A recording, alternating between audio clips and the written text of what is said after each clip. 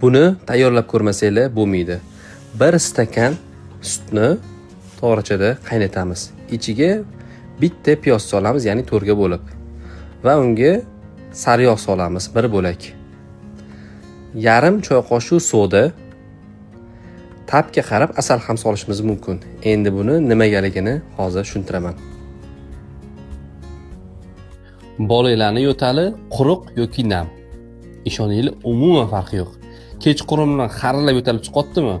Kedetifin, ambarak suv berishinglar endi umuman kerak yo'q.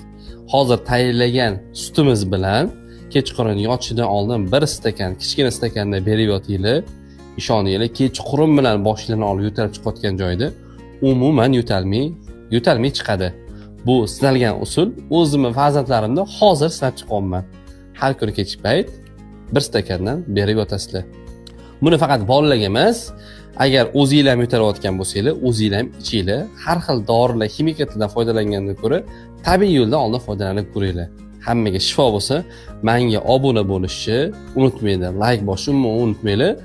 Bunaqa foydali bo'lgan kontentlar menda juda ham ko'p. Kommentariyada o'zingizlarning fikringizni yozib qoldiringlar, qanaqa bir ta'sir qilganini hamma bilsin.